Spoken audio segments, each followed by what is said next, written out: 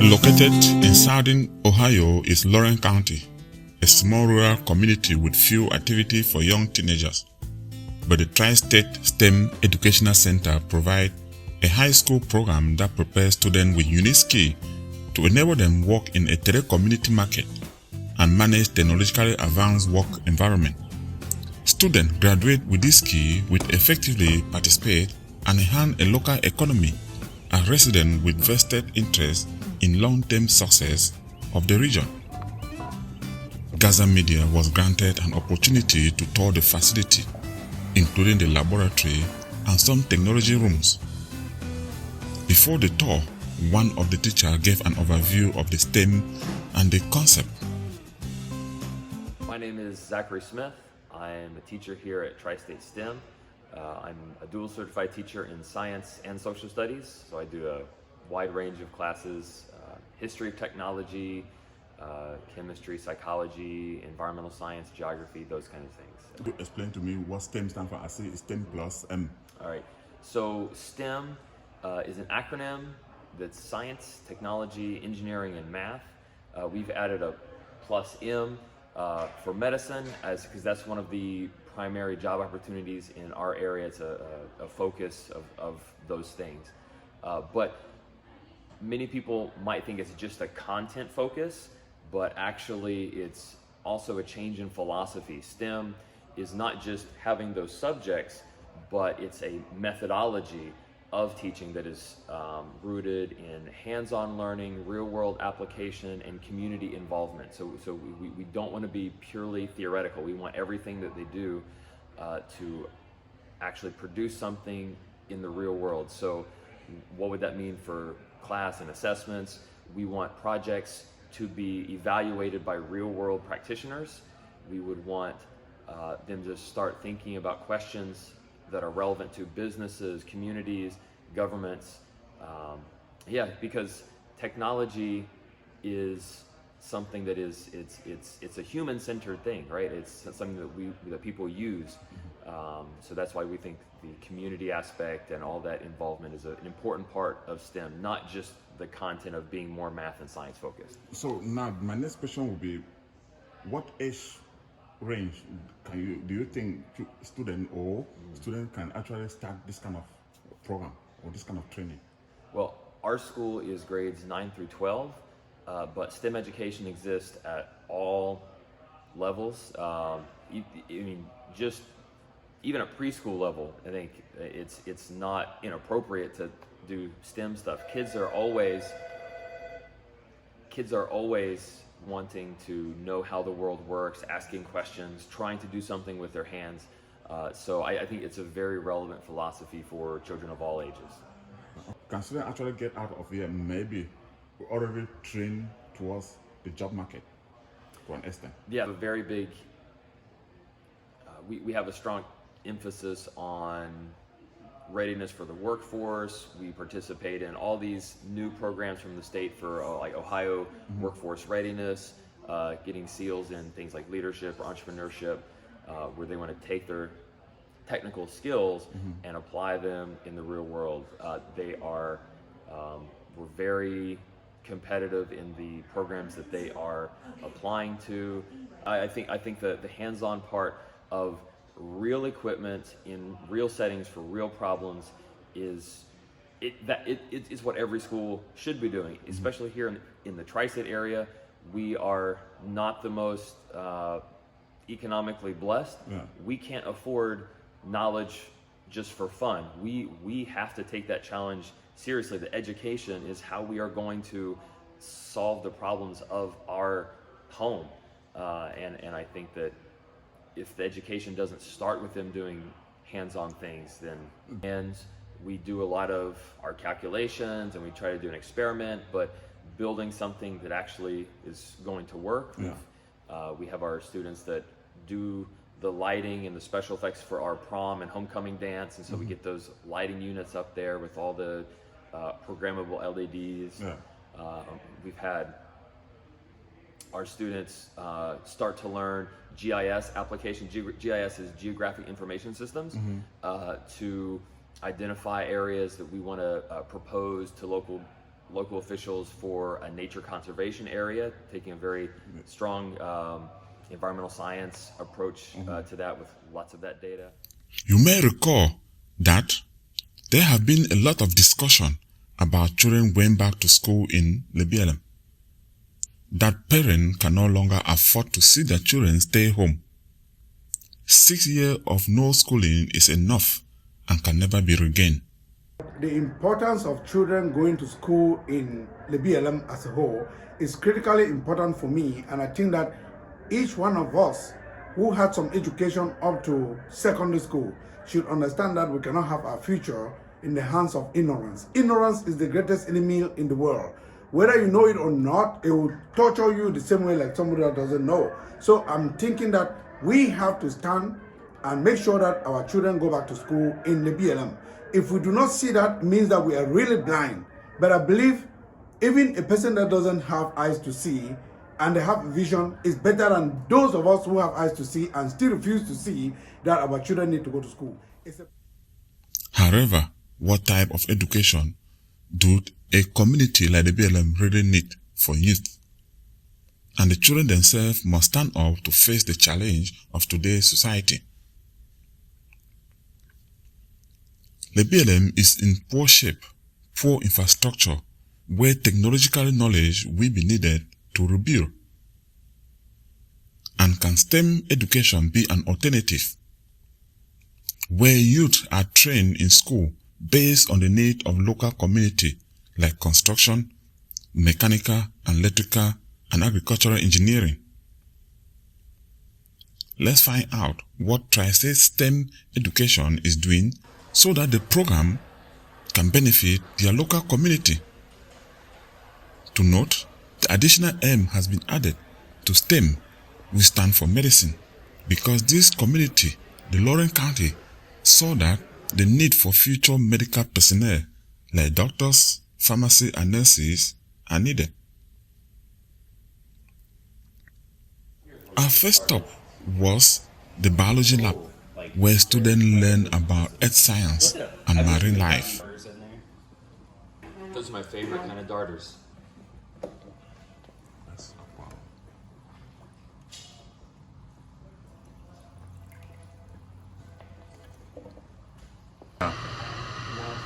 Oh, that's wow. We also saw growing plant indoors in a controlled temperature, where light serves as energy like the sun, and is part of the science approach to how life operates. Then a section for the study of the human anatomy, a component of medical training. Then the chemistry lab that prepares students for chemical and pharmaceutical engineering.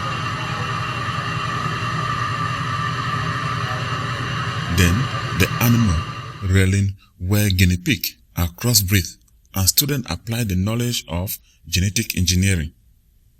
Breed them for feeders for all the exotic animals at the reptile house. Okay.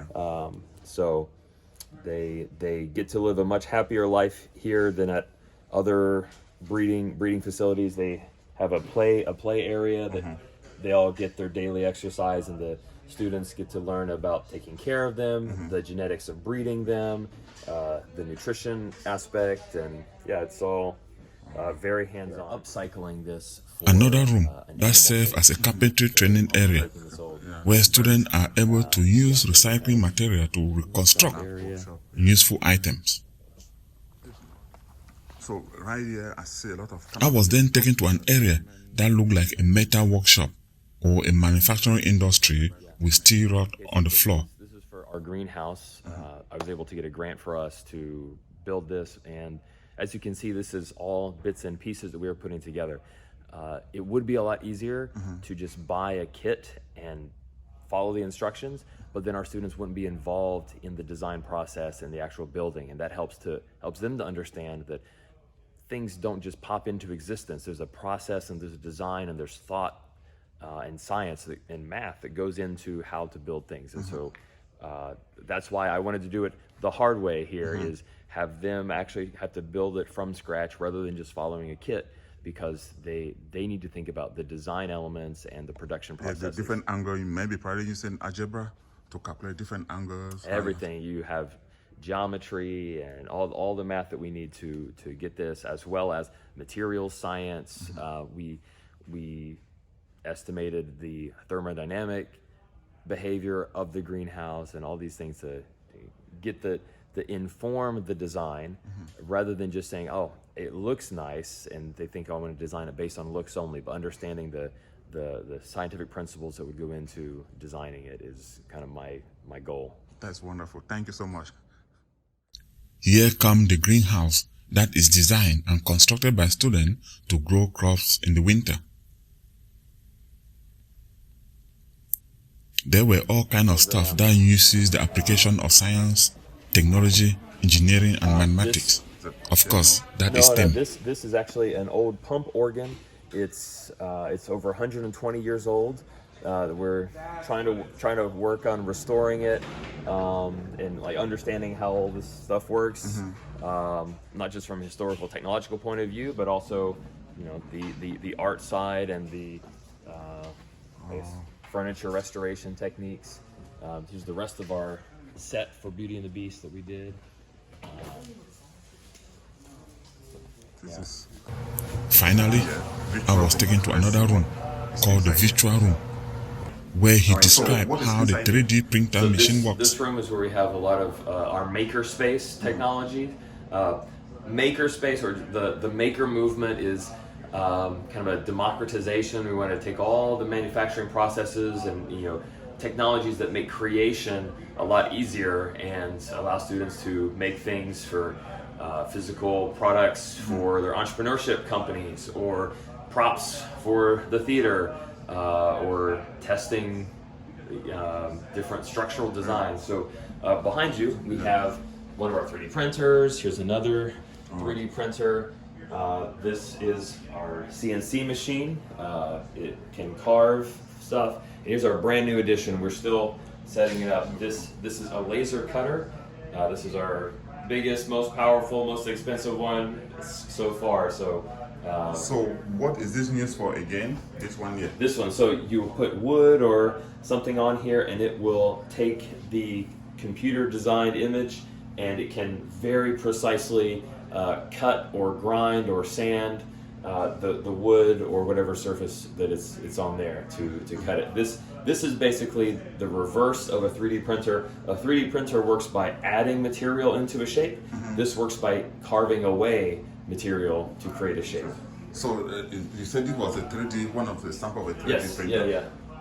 Can you explain, maybe prior to our video, what you mean by a 3D printer? 3D printer. So we have here, this is our filament is just plastic.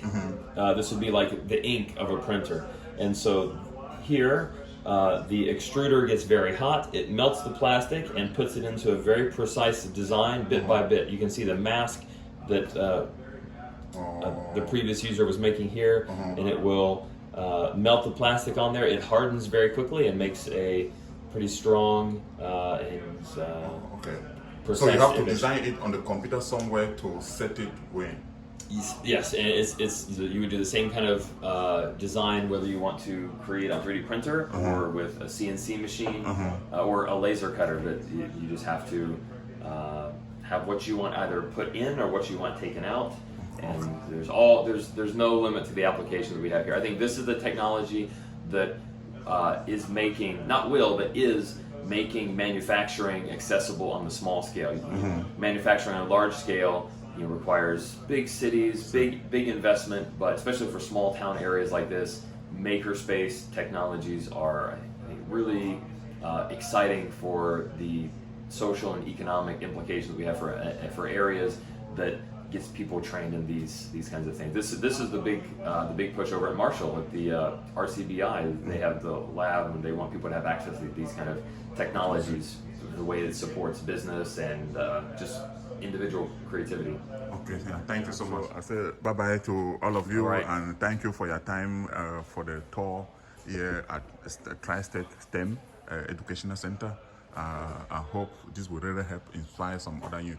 Well, thank you very much for your interest in helping us to get the word out. I think there's a lot of misunderstanding or even maybe fear about the unknown and new things. But for us, we are a public school just like any other school. We have the same kind of credentials going to college and everything as any other public high school would. We're free, which I think is very important because a lot of innovation in education is kind of driven by a private market, and it's not accessible to everybody. And that's something that we want to make sure we are accessible to everybody as a public school, because if we're not addressing the needs of everybody, then that's not an inclusive future that we want to build. So thank you for coming here and thank you for your time with us today. No problem. It's my pleasure.